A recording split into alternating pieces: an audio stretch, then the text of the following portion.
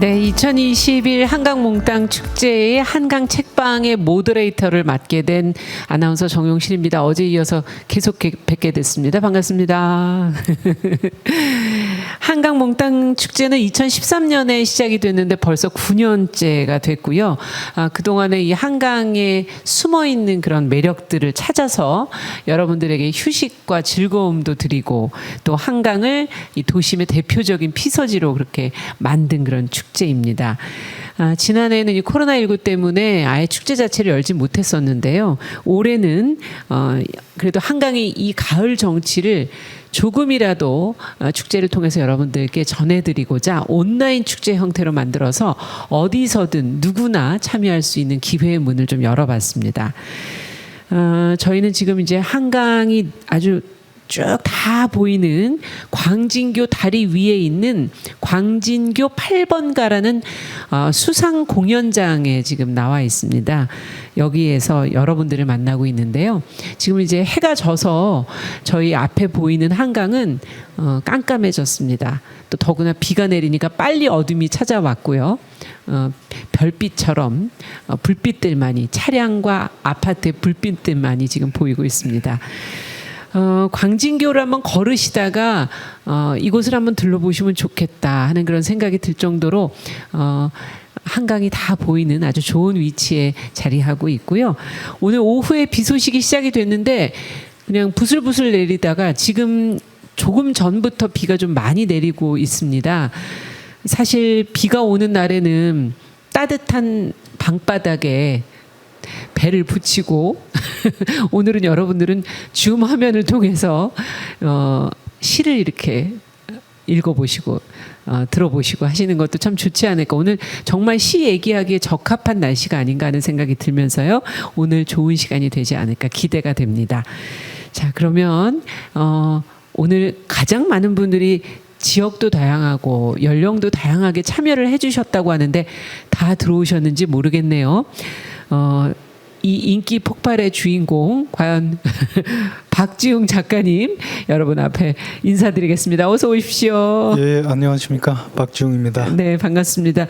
2020년 말에 책을 내셨어요. 네. 예, 당신은 시를 쓰세요. 나는 고양이 밥을 줄 테니라는 에세이를 내셨는데 어떻게 보면 박지웅 시인의 따뜻한 마음 한켠을 여기에 이렇게 담아두셔서 책을 읽으시면서 그 마음 한켠을 이렇게 들어가 보실 수 있는 그런 시간이 될 것 같고 일상에서 만나는 순간순간들을 이렇게 적어 놓으셔서 소제목들을 보니까 우리의 삶의 어떤 당신의 이야기, 나의 이야기, 그리고 제목처럼 시와 고양이가 있는 그런 네네. 따뜻한 언어들로 써내려 가셨구나 하는 생각을 해보게 됐습니다. 이렇게만 소개해드리면 너무 책 소개만 되나요? 직접 조금 더 소개해 주시겠어요? 예, 아마 오늘 이 광진교 8번가를 네. 향해서 이 프로그램을 위해서 이제 걸어왔어요. 예. 걸어오는데 문득 옛날 생각이 나더라고요. 언제가요? 제가 중학교 3학년 때 겨울이었는데요. 네. 그때 부산에 낙동강이 있죠. 예. 예, 부산과 김해를 잇는 그 낙동대교가 있는데 그 겨울에 중학교 때 그 고등학교 들어가는 시험을 치지 않습니까? 그렇죠. 고교 입시 예. 시험을 치는데 그 입시에 떨어졌었어요. 그 소식을 받고 네. 제가 어릴 때 처음으로 이게 고배라는 거구나. 인생을 고배. 선잔이구나 이게. 그런 생각을 하면서 그 겨울날에 부산 그 구포에서 예. 낙동대교를 걸어서 엄청 길 텐데. 예, 창원을 향해서 정말 한없이 걸었던 기억이 나요. 그때 이야. 강이라는 걸 처음 건넜었거든요. 네. 찬바람 부는 그 겨울바람 부는 그 강을 홀로 걸을 때 그날이 생각이 나더라고요. 예. 오늘은 어떠셨어요? 광진교는 짧지 않습니까? 짧은 대신 네. 그날은 느낄 수 없었던 어떤 공포감 이런 게 좀 네. 아니요. 네. 왜냐하면 스태프분들이 네. 이 그 조금 이 오늘 여기 광진교 8번가라는 예. 이 무대에 대한 걱정을 좀 메일로 하시기는 하셨어요. 맞아요. 고소공포증이 있는 사람이라면 네. 이제 따로 조치를 좀 해 주시겠다고.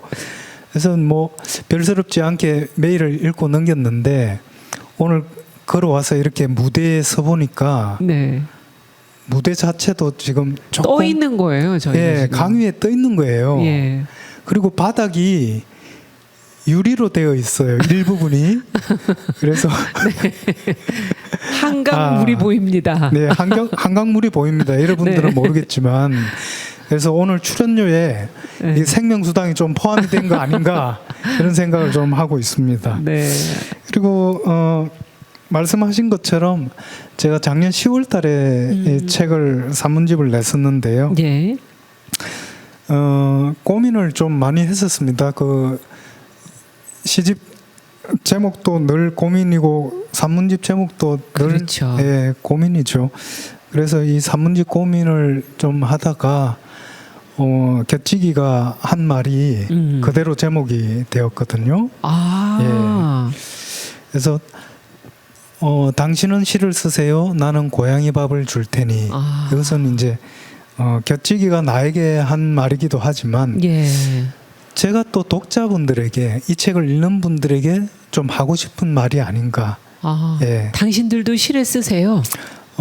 이 시라는 것은 제 삶의 어떤 치유의 한 수단이기도 하고 제가 인생을 살아가는 하나의 길이기도 한데요. 예.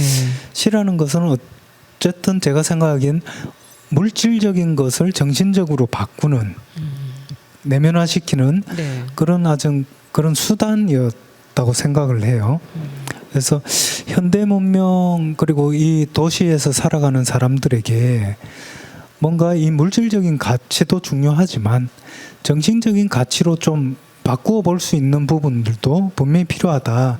그래서 저 같은 경우는 이제 시를 얘기를 했지만 다른 분들은 꼭 시가 아니어도 상관은 없어요.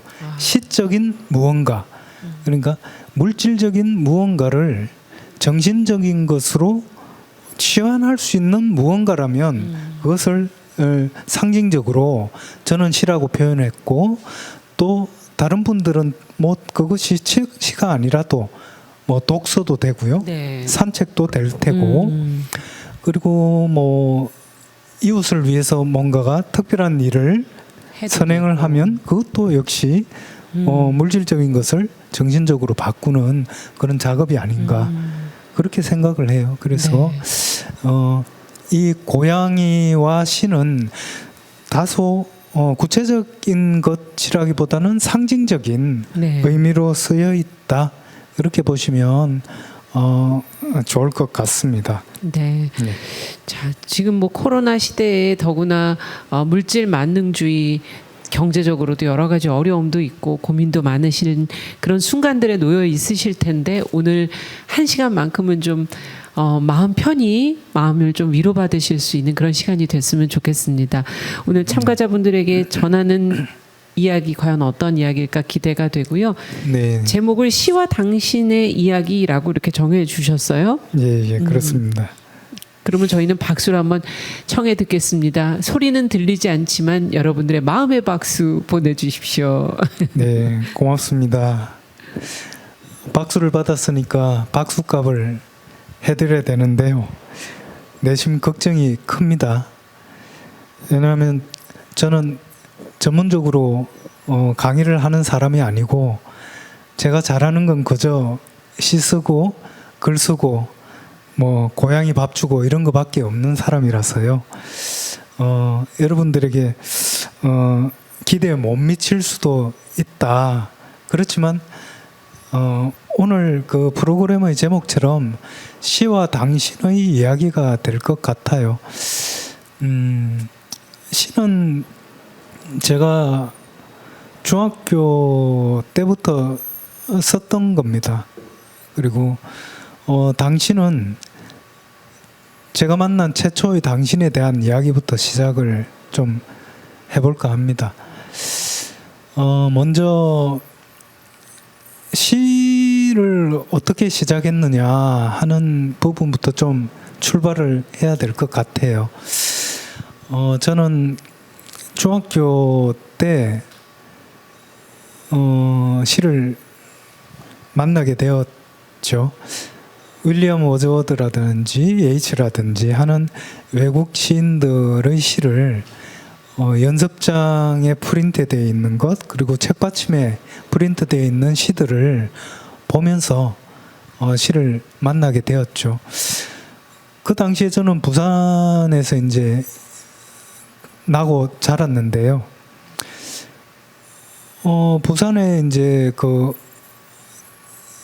태어났던 곳은 뭐 보수동이지만 제 부산 생활의 거의 대부분을 차지했던 곳은 동네 복천동이라는 한옥집이었어요. 어릴 때부터 그 일본식 한옥집에서 이제 시를 썼지요.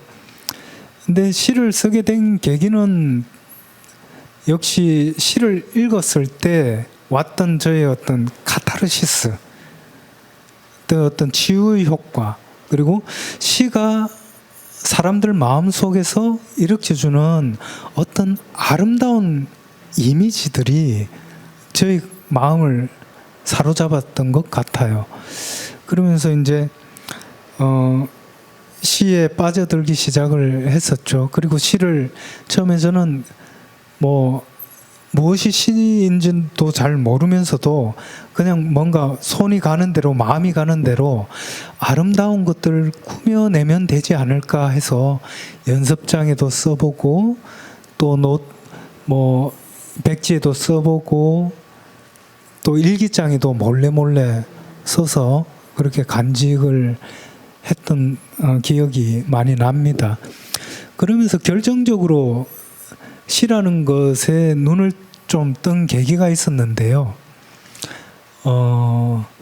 제가 그 연애 편지를 굉장히 많이 쓰게 된 계기가 있었거든요. 옛날에 어릴 때 대중가요책이라는 게 있었고요. 그런 거 뒤에 보면 이제 펜팔란이라는 게 있었습니다. 기억하시는 분도 있을 텐데요.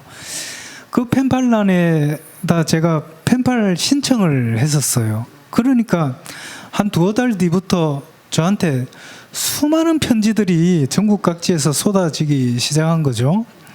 뭐 디얼 지용 뭐 이렇게 시작을 해서 뭐 지용 오빠에게 지용이에게 존경하는 뭐 디얼 지용 뭐 이런 식으로 옛날에 이제 그렇게 시작을 많이 했었는데요. 그런 식으로 중학교 3학년에 불과한 저에게 한 300~400통의 편지가 왔고요. 그 편지들에게 일일이 대응을 할 수는 없으니까 그 가운데 한 7분 정도를 선별을 해서 그분들과 이제 편지와의 전쟁을 시작한 거죠. 7분과 한 7년 정도를 편지를 주고받았는데 지금은 정말 뭐 편지라는 이 소통 방식이 지금은 뭐 많이 없어졌죠. 뭐 고지서라든지 뭐 이 정도만 편지로 받을 뿐이고 지금은 편지라는 어떤 소통을 통해서 우리 서로 간의 어떤 안부나 뭐 이런 것들 그리움이라든지 이런 것들을 전하는 시대는 아니죠. 요즘은 굉장히 적극적으로 바뀌지 않았습니까? 뭐 SNS 메시지라든지 뭐 카톡이라든지 뭐 문자라든지 너무나도 다양해졌죠. 그런 걸 통해서 이제 자기의 어떤 존재를 다른 사람들과 소통하는 방식으로 많이 바뀌었죠. 그렇지만 저는 어쨌든 7년간 7분과의 어떤 기나긴 기다림과 소통을 통해서 육필에 대한 어떤 고통과 고통스럽기도 해요. 육필에 대한 어떤 진정성 이런 것들을 트레이닝 저도 모르게 트레이닝이 되었던 거겠죠. 그리고 그분들과 소통을 끝냈을 때는 진짜 그분들의 편지가 주고받았던 게 그것도 한 300통이 넘었던 것 같아요. 한 7년 동안. 근데 저는 편지를 쓰면서 가장 고민했던 부분은 첫 줄이었거든요.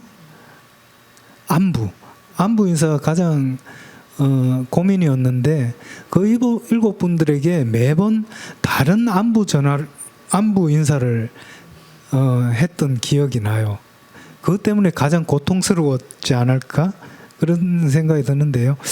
아마 지금 그 시를 쓰는데 아마 그 당시의 첫 줄, 그 평범하지 않은 인사로 나 자신의 어떤 근황과 그리고 내가 당신들을 그리워하고 있다는 그런 것을 메시지를 강렬하게 전달하고 싶었던 어떤 욕구, 이런 것들이 지금의 어떤 시를 쓰는데 어떤 훈련 과정이 되지 않았나 그런 생각을 하고요.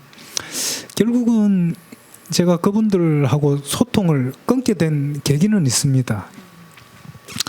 그건 역시 제가 첫사랑을 하게 되면서 이제 이 편지에 있던 그 펜팔 친구들이죠. 펜팔 친구들과의 어떤 흔적은 이제 여기까지다 하면서 이제 그 300여 통이 넘는 편지를 그걸 지금 모아뒀더라면 그것도 새로 좋은 추억거리자 책거리가 되지 않았을까. 그리고 그 당시에 감수성이 예민했던 박지웅의 어떤 생각들 그리고 삶의 근황들을 조금 파악하고 들여다볼 수 있는 어떤 소중한 자료가 되지 않았을까 하는데요.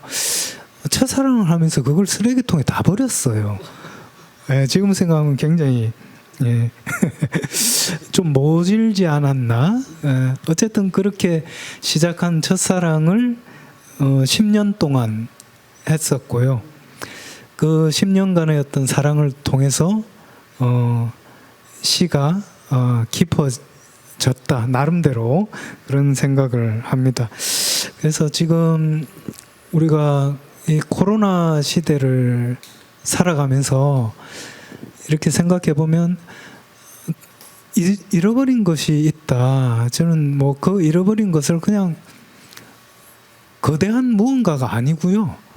그냥 일상이었다고 생각을 해요.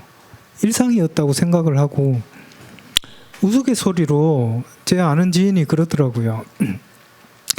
밖에 나가지를 못해요. 밖에 나가지를 못하고 누군가 이제 식사, 만남, 평범한 이런 그런 만남들이 다 제거가 되니까 그분은 또 텔레비를 또 보지를 않는 분이라서요. 시만 쓰는 분이라서 사람들이 눈도 기억이 안 나고 코와 입을 본 지가 너무 오래됐다는 거예요.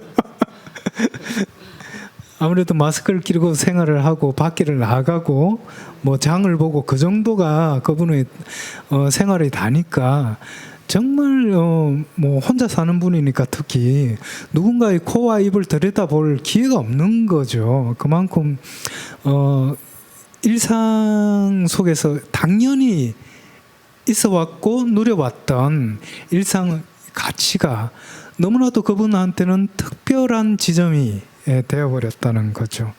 그러면 저는 이 책을 통해서 하고 싶었던 얘기는 그거 같아요. 시라는 것, 고향이라는 것, 그리고 나라는 어떤 존재, 그리고 나와 관계를 맺고 있는 대상인 당신에 대한 이야기. 그 이야기들을 소소하고 담백하게 그리고 아무것도 아닌 일상들의 소중함 그리고 그 특별한 가치에 대해서 좀 말씀을 나누고 싶었던 것 같아요. 그리고 제가 이 책의 첫머리에도 썼지만은 삶에 피지 못한 어떤 집중호우를 만날 때가 있는 것 같아요. 그래서 우리 삶에 소중하게 어떤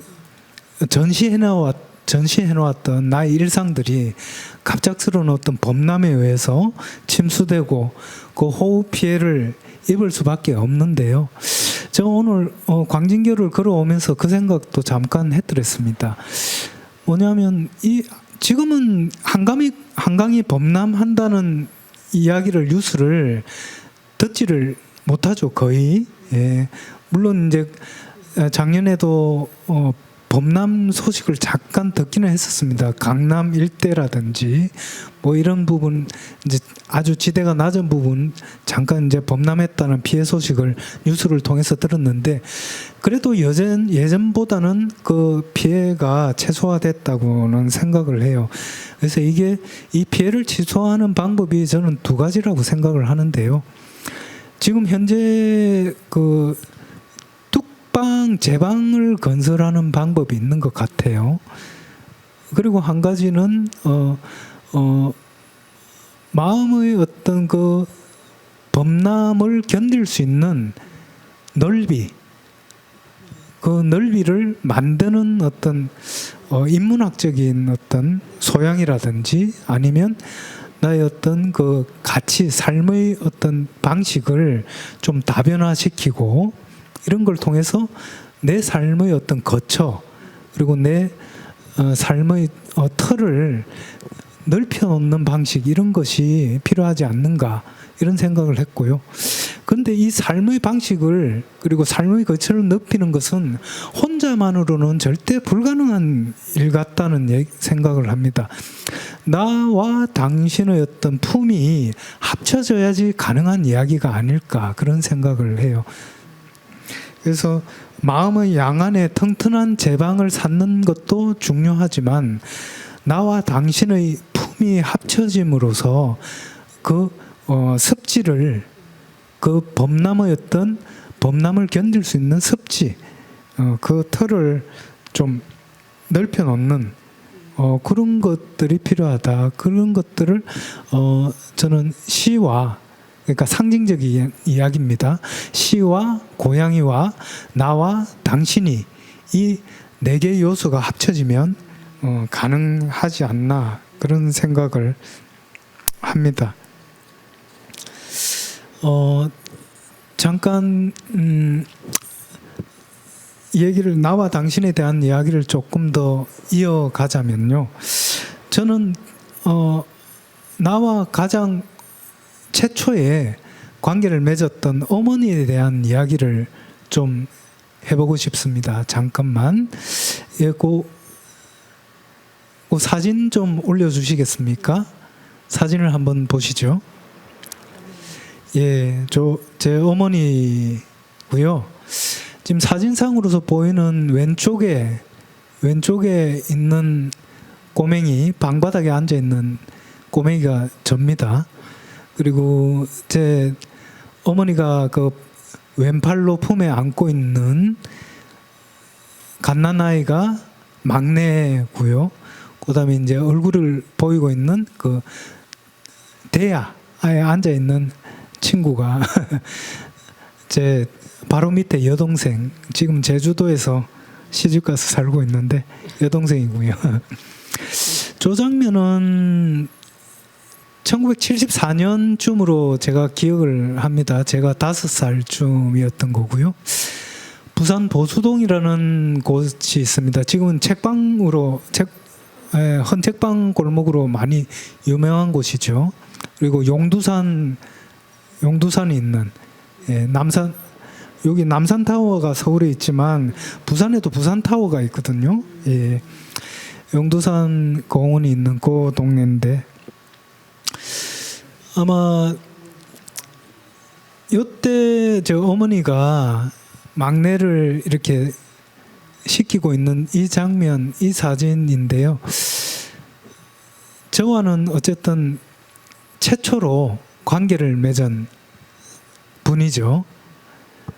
퇴출해서 나오자마자 저를 안았던 최초의 분이고, 관계를 맺었던 분인데, 저 그림 사진을 보시면 제가 왼손을 이렇게 대야에 이렇게 담그고 있는데요.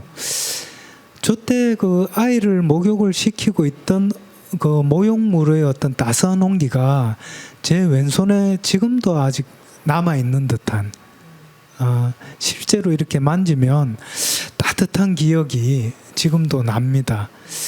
아마 제가 썼던 택시라는 시가, 짧은 시가 있는데요.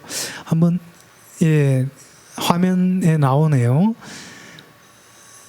택시, 내가 행복했던 곳으로 가주세요 라는 2줄짜리 짧은 시입니다. 저 짧은 시를 생각을 하면 누군가가 저에게 저런 택시가 있다면 당신은 어디로 가시겠습니까? 하고 묻는다면 아마 저는 1974년도에 보수동 쪽방, 단칸방이었죠. 저기에서 6 식구가 함께 살았는데 전날로 돌아가고 싶다, 그런 생각을 많이 합니다. 왜냐하면 저 때는 행복에 대한 어떤 추구라든지 행복해야 된다는 욕망이라든지 욕구라든지 이런 게 없었던 시절이었어요. 그냥 등 따시고 배부르면 행복하던 시절이었거든요. 내게 욕망이 최소화되었던 어떤 그러한 어떤 순간이었다. 그래서 아마 저 때가 가장 순수하게 행복했던 시절이 아니었는가, 그런 생각을 해봅니다. 그래서 가끔 이제 만나는 분들에게 당신은 어떤 행복했던 기억들이 언제였나 이렇게 물어보면 대부분 그분들이 얘기하는 게 행복했던 기억들이 어린 시절과 다 연결이 많이 되어 있더라고요. 그런 걸 생각하면서 아무래도 그 어린 시절의 어떤 순수성이라든지 욕망성이라든지 이런 것들이 최소화되어 있고 뭐 그랬던 부분이 아니었는가, 그런 어떤 생각을 많이 해보았습니다. 그래서 지금 이제 아버님은 돌아가셨고, 아버님은 돌아가신 지 한 10년이 넘었고요. 어머님은 이제 부산에 홀로 이제 계신데 언제나 불효를 할 수밖에 없는 거죠. 그래서 어머니를 생각하면서 썼던 시가 찬밥이라는 시가 있는데요. 요거는 한번 제가 좀 읽어 드리고 싶습니다. 찬밥. 나 세상에서 가장 오래된 엄마라는 가엾은 풍습을 아네. 나를 낳은 뒤 나의 백성으로 살아가는 여인. 오늘은 목단잎을 깃불까지 쓸어 올리고 잠든 섣달. 흰머리 쓸다 서러진 이야기도 어느덧 늙어. 안을수록 흘러가는 당신에게 깃들던 아득한 열달. 새끼와 입맛 맞추느라 입덧하고 살과 뼈를 밀어올려 내 보금자리 마련하던 날들. 몸속에 불로와 심장을 짚고 몸 안에 기러기 풀어 피부치 눈을 띄우던 한때 당신은 4개의 무릎을 가진 건강한 짐승이었네. 눈 내리는 섣달 밤바다와 한 입을 쓰고 가랑이로 고래 드는 꿈을 꾸는지 28 새벽으로 돌아갔는지 이불자리에 찬밥 한 공기 남아있네. 이제 어머니를 생각하면 저는 항상 그런 생각을 많이 합니다. 왜 저분은 나를 낳고 또 나의 백성으로 살아가는가? 나는 왜 그 고귀한 그리고 얼마 남지 않는 저 소중한 분에게 항상 큰 소리를 치는가? 이런 왜 죄를 지었고 왜 나는 부모에게 그렇게 굴림을 해왔던가? 왜 백성처럼 나의 백성처럼 그렇게 해왔던가 하는 항상 후회와 아쉬움과 아픔을 느끼고 있는 것 같아요.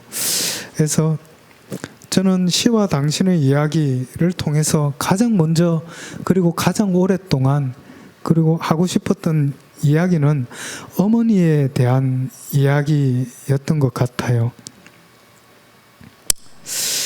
그리고 요즘 한 며칠 동안 제가 고민을 했던 단어는 사이라는 것이었는데요. 사이라는 걸 우리는 여러 용도로 쓰고 있습니다. 관계라는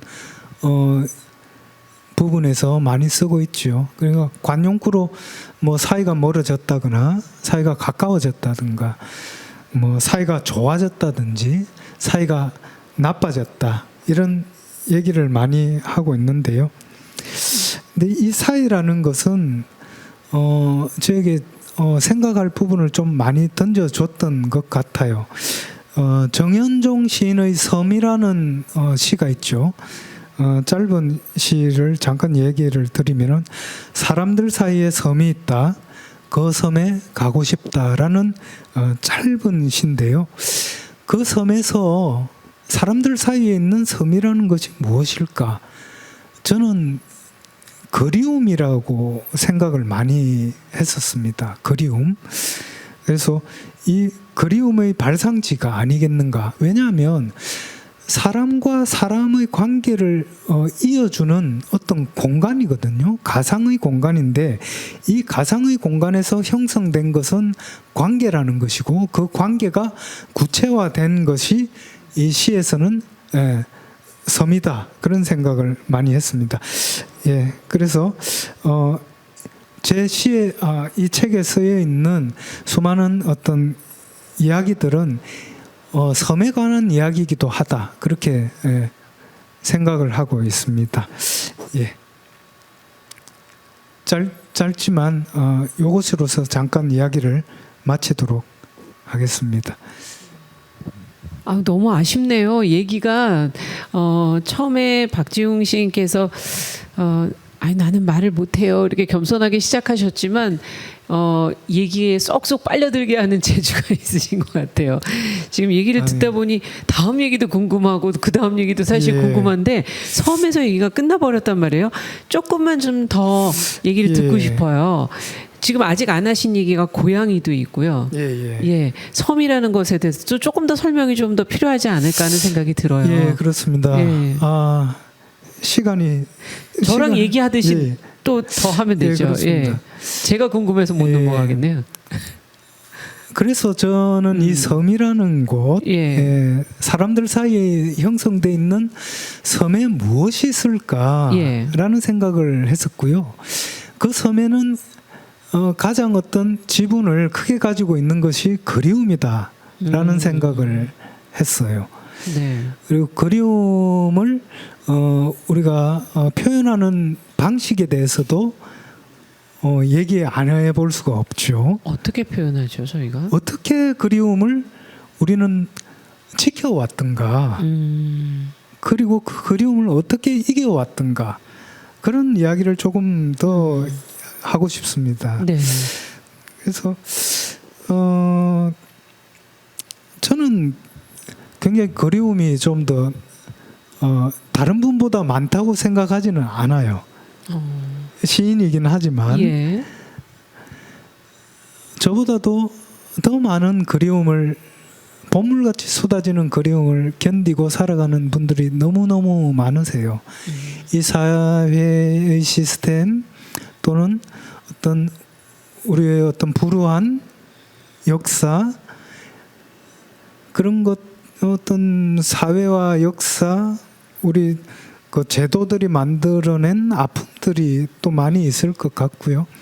그분들의 어떤 아픔에 비하면 저희 그리움은 굉장히 개인적인 그리움이고 피상적인 어떤 부분이 될 수도 있다고 저는 생각을 합니다. 그렇지만 조금 그래도 제가 생각하는 그리움으로 가는 어떤 세 가지 방식에 대한 이야기는 앞전에 얘기했던 편지라는 부분. 그러니까 이 책에서 제가 썼던 말은 그거예요. 그대에게 가는 가장 클래식한 세 가지 방법이 있지 않을까? 네. 첫 번째 나오는 챕터죠. 첫 번째는 편지를 꼽았었고요. 그다음 두 번째는 제가 자전거를 꼽았었어요. 그래서 오늘 이 광진교 지하철에서 내려가지고 광나루 지하철에서 내려가지고 역에서 내려서 광진교로 올 때 자전거를 타고 비를 맞으면서도 자전거를 타시는 분들을 몇 분 봤거든요. 그분들은 이제 비록 이제 운동을 하기 위해서 자전거를 타시는 분이지만 예전에는 내가 너에게 가는 그 길이 온라인이라는 공간이 없을 당시에는 전부 다 실제로 몸을 이용해서 가는 방법밖에 없었죠. 그리고 몸을 이용해서 육피를 이용해서 당신에게 내 마음을 전하는 방법밖에 없었고요. 그다음에 지금은 SNS나 뭐 페이스북이라든지 인스타그램이라든지 뭐 이런 워낙에 뭐 발달했기 때문에 내가 당신을 그리워한다는 이야기를 굳이 편지나 몸소 이동해서 말하지 않더라도 공중을 통해서 이제 보이지 않는 네. 방식으로 다양하게 표현을 했더란 말이죠. 지금은 이제 이메일을 그렇죠. 통해서 편지는 이메일로 바뀌었고요. 그리고 뭐 보고 싶단 말은 카톡으로 그리고 이모티콘으로 적극적으로 해버릴 수밖에 없으니까 그리움이 내 가슴 안에서 뭐라고 밤물이 끓을 때처럼 뭔가 시간을 요하지 않는다는 거죠.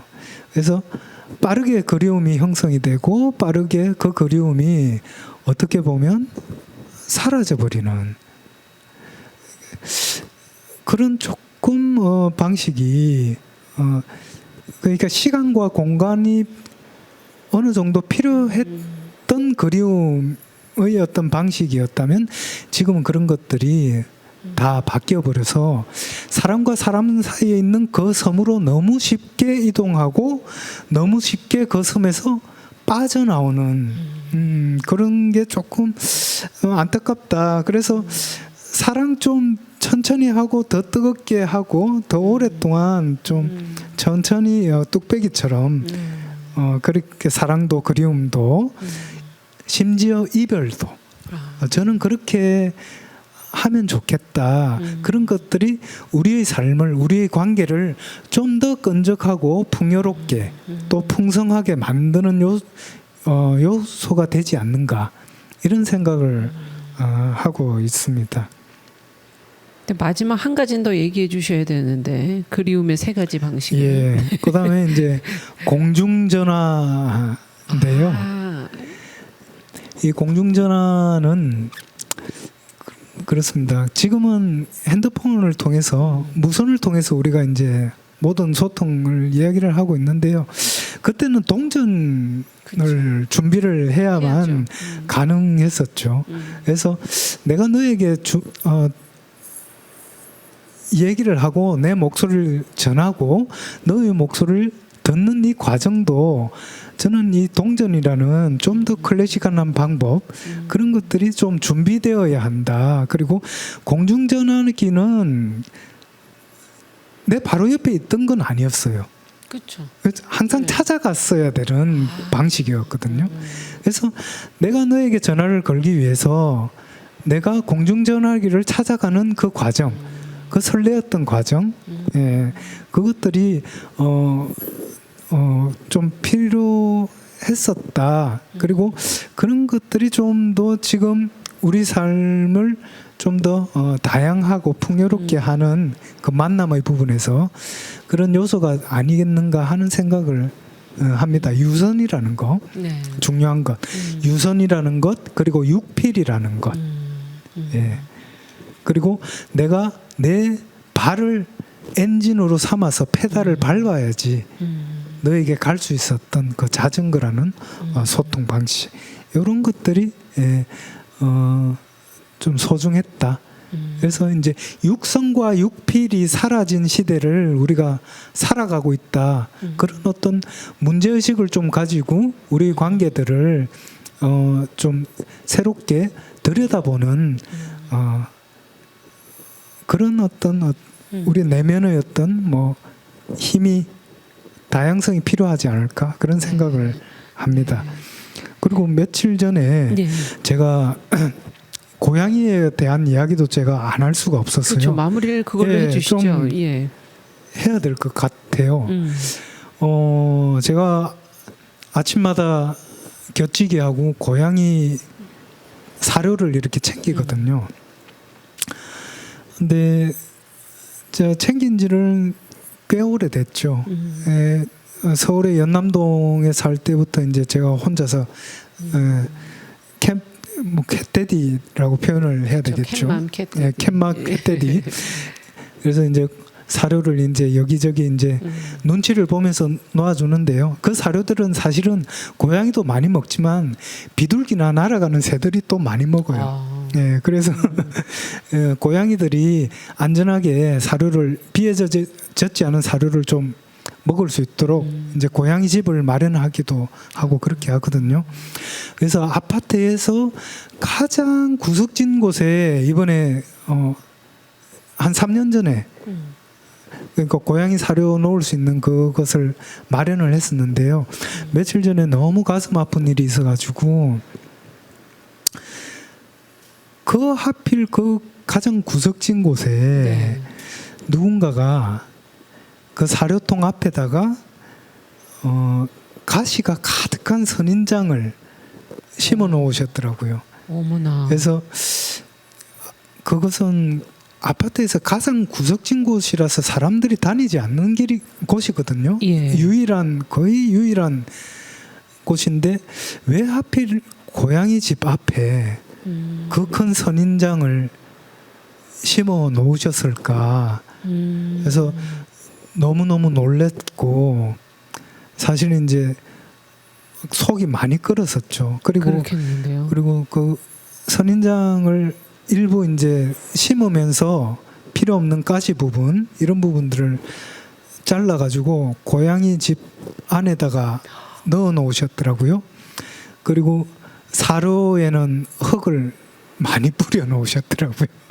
그래서 처음에는 너무너무 당황을 했고 굳이 이렇게까지 하셨어야 되나 그런 생각을 하면서 다시 이 사료통을 어디다가 숨겨서 옮겨놓을까 그런 고민도 많이 했었는데요. 근데 한 3일 정도 생각을 했었어요.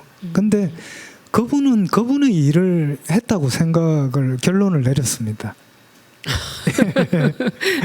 예, 그래서 네. 저는 그분도 나름대로 사연이 있었을 거라고 생각을 해요. 그래도 그걸 푸시지 않고 거기다 선인장을 심어 놓으셨잖아요. 예. 그래서 그분을 꽃을 사랑하는 분이세요. 나름. 안으로 사실은 속으로는 독한 생각도 하긴 했었어요. 사실. 예. 저도 사람인지라 요거를 살짝 못 자라게 다른 방법이 있지 않을까? 이렇게 옮겨 놓지는 못하고 예.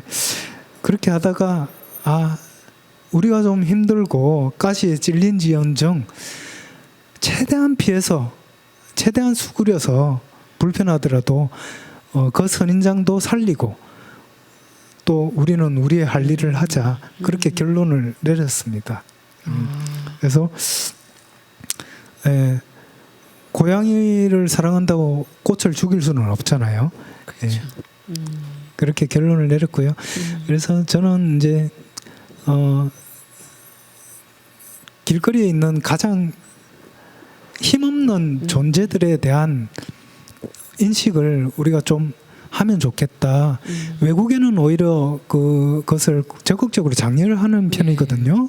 그렇게 함으로써 쓰레기를 뒤지거나 이런 일들이 없어지고 오히려 고양이의 어떤 간의 영역 다툼 그리고 날카로운 울음소리 이런 것들이 오히려 그런 캣데디와 캣맘의 활동에 따라서 그런 것들이 많이 줄어요. 그래서 그러한 부분을 조금 곱지 않게 바라보는 시선들이 좀 거두어 주셨으면 좋겠고 그런 부분에 대해서 조금 따뜻한 그리고 안쓰럽잖아요. 그렇죠. 따뜻한 시선으로 우리 바닥에 살고 있는 그리고 우리 곁에 사는 존재들에게도 눈길을 좀 돌리는 그런 어떤 마음가짐을 여유를 가지는 삶이었으면 좋겠다. 네. 예, 그런 생각을 합니다.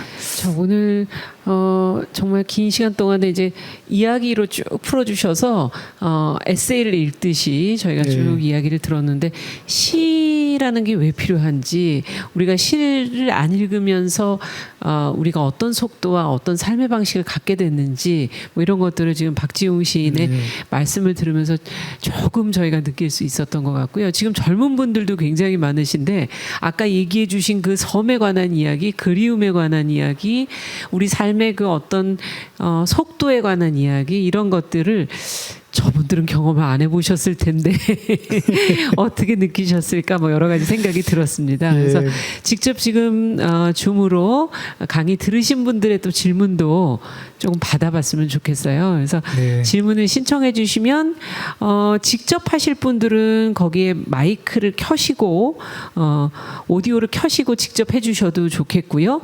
아니라면 문자로 보내주시면, 올려주시면, 저희에게 질문을 보내주시면 그걸 또 저희가 대신 읽어드릴 수도 있습니다. 어떤 방식이든 원하시는 질문이 있으시다면 박지웅 시인 한테 꼭 물어보고 싶은 거 놓치지 마시고 여기서 직접 질문해 주시면 되겠어요. 어떤 분께 기회를 드려볼까요? 먼저 문자로 들어온 것부터 좀 찾아보겠습니다.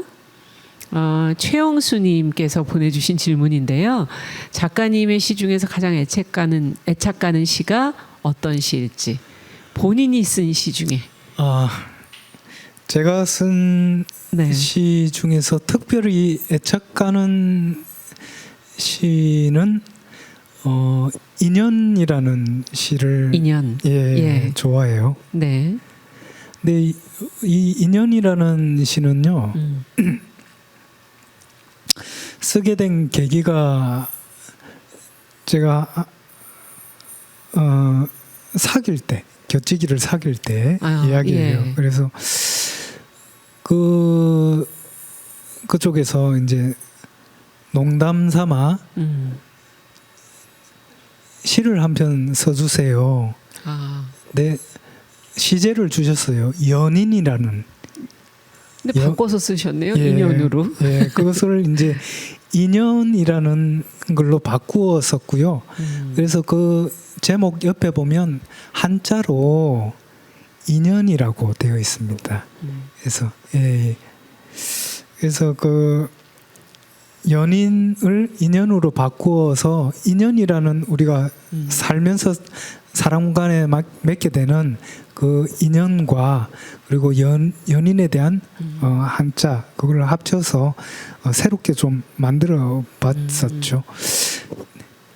연인이라는 시를 좋아합니다. 인연이라는 시. 네. 인연이라는 시 한번 찾아보셔야 될 것 같아요. 제가 외우고 있는데요. 잠깐 말씀드려 볼까요? 질문이 많아서 다 지금 하실 수 있을까요? 네. 이번에는 이선예님이 또 보내주신 질문하고, 저희가 그 시는 한번 인터넷으로 아마 쳐보시면 요즘에 인연이라는 시를 만나실 수 있을 것 같고, 또 직접 시집을 한번 좀 찾아봐 주시면 좋을 것 같고요. 네, 이선예님 오늘 좋은 시간 감사드리면서 질문은 산문 공부를 하다가 지금 당신은 시를 쓰세요 산문집과 나비 가면이라는 시집, 그죠? 나비 가면이라는 시집을 선물을 받고 시에 대한 욕구가 갑자기 생기셨나 봐요. 시가 먼저인지 산문이 먼저인지 어떤 걸 먼저 공부를 좀 해야 될까를 지금 질문해 오셨습니다. 공부하시는 분의 입장에서는요, 저는 시를 먼저 접하시는 게 좋을 것 같다는 생각이 듭니다. 저는 산문을 특별히 배우지는 않았고요. 시를 쓰기 위해서 책을 좀 많이 읽는 편이었고요. 그리고 사람들의 이야기에 귀를 많이 기울이는 편이었습니다. 아무래도 시를 쓰려고 하면 많은 이야기를 듣고 제가 또 직접적으로 경험을 해야지 그 베이스가 많이 쌓이기 때문에, 그런 시를 먼저 쓰시면 나중에 산문은 조금 더 편안하지 않을까, 그런 생각이 듭니다. 시를 먼저 쓰시라는 조언을 예. 해주셨고, 김민주님께서 또 해주신 질문인데요. 살면서 인간의 본연적인 그리움, 외로움 이런 것에 익숙해지기가 쉽지가 않은데 어떻게 자연스럽게 받아들이거나 이해해 나갈 수 있는 그런 방법, 지혜 이런 걸 좀 달라고 그러시는데요. 김민주 선생님은 제가 답변할 수 있는 능력치를 넘은 어떤 생의 근본적인 부분을 건드리는 것 같습니다. 저는 어차피 살아가면서 인간들이 겪을 수밖에 없는 희노애락들은 그냥 그럴 수밖에 없다고 생각을 해요. 이것이 생기지 않을 수는 없거든요. 인간에게. 예, 인간에게 안 생길 수는 없는 거죠. 근데 이제 생겼을 때 이것을 어떻게 극복해 나가느냐 이런 문제인데요. 저는 그 관계를 잘 맺고 그 사이를 돈독하게 유지시킨다면 그런 부분에 대해서 조금 더 견디는 힘이 강해지지 않을까 하는 어떤 생각을 갖고 있고요. 그 다음에 다른 분들의 어떤 삶에 대한 이야기도 많이 좀 귀 기울여 들으시면 좋겠어요. 그러면 아무래도 그 경험치가 다양해지기 때문에 그것들을 그 여러 가지 경험 중에서 하나의 어떤 유사한 경험들이 나에게 닥친다 해도 그런 부분들을 조금 견디는 데 수월하지 않을까 하는 생각을 갖고 있고요. 그 다음에 어느 정도 삶의 어떤 목표치를 동기부여를 할 수 있는 목표치를, 가까운 목표치를 자꾸 새롭게 생성을 해 주시는 것도 도움이 될 거라고 생각을 하고 있고요. 또 하나는 물론 다 삶의 어떤 방식이 여러 가지 있겠지만 저는 요즘 그 취미 생활을 예. 좀 가지는 게 굉장히 중요하겠다는 생각을 많이 했어요. 그래서 동호회 활동 같은 거 좋아하게 됐거든요. 예. 예, 산행을 같이 하는 사람들 그리고 나와 어떤 그 삶의 어떤 많은 부분을 공유할 수 있는 분들과 어떤 취미 활동을 같이 적극적으로 하는 것도 어떤 좋은 방편이 아닌가 이런 생각을 합니다. 그래서 좀 다양한 접근을 할 필요 있다. 그리고 그 어떤 그 고통이나 삶의 어떤 그 어떤 갈등 이런 부분들을 그 안에서 해결할 것이 아니라 다른 것들을 하면서 극복해 나가는 것이 좀 더 지혜롭고 현명한 방법이 아닌가 그런 생각을 해봅니다. 네. 예, 지금은 그러네요. 여행을 많이 못해서 그런 부분들이 지금도 좀 답답하고 갇혀 있으셔서 힘드실 많이 거예요. 아쉬울 것 같은데요. 지금 어떻게 보면은 이 코로나가 우리 인류에게 주어진 마지막 수업일 수도 있다는 저는 그런 생각을 해요.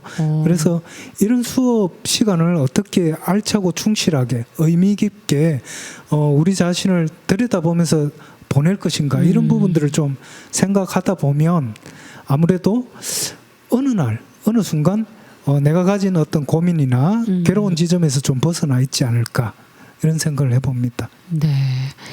자, 마지막이 될까요? 나태경님께서 또 보내주신 아직 한 5분 정도 남았군요. 조금 몇 분 더 받을 수 있겠습니다. 치유의 한 방편으로 작가님처럼 시를 좀 써보고 싶다 하는 그런 생각을 하시는 분인 것 같은데요. 시작을 어떻게 해야 될까? 저는 저 자신이 처음에는 시를 쓸 때 시를 통해서 굉장히 아름다움을 느꼈다, 카타르시스를 느꼈다고 생각을 했는데요. 그것은 사실 뒤집어 얘기하면 저 자신에 대한 아름다움을 알지 못했기 때문에 했던 거예요. 왜냐하면 저는 태어날 때부터 어떤 육체적인 장애를 안고 있었기 때문에 저를 싫어했죠. 불완전한 육체를 가지고 있는 나의 상태를, 나의 상황을 네. 그런 현실을 받아들이지 못하고 굉장히 괴로워했던 아이였었거든요. 근데 시에는 그런 내가 가지고 있는 현실적인 괴로움이나 고통의 지점에서 굉장히 벗어날 수 있게 하는, 나를 굉장히 어떤 이데아적인 세계로 이동시키는 그런 힘이 있었단 말이죠. 그래서 시에는 그런 힘이 있었다. 그리고 시를 쓸 때는 최대한 자연스럽게, 최대한 진정성을 가지고 쓰는 게 가장 중요한 덕목이라고 저는 생각을 합니다. 그리고 처음에 시를 접한다고 하시면 나에 대한 이야기를 충실하게 꾸미지 않고 쓰는 게 중요하고요. 그리고 나와 관계를 맺고 있는 존재들에 대한 이야기들, 그분들에 대해서, 어머니라든가 그렇죠. 뭐 부모라든지, 어머니라든지 네. 아버지라든지 할아버지라든지 그리고 또는 뭐 나의 아이라든지 나와 가장 가깝게 관계를 맺고 있는 거의 나와 동일한 그런 존재에 대해서 깊이 들여다보고 나서요.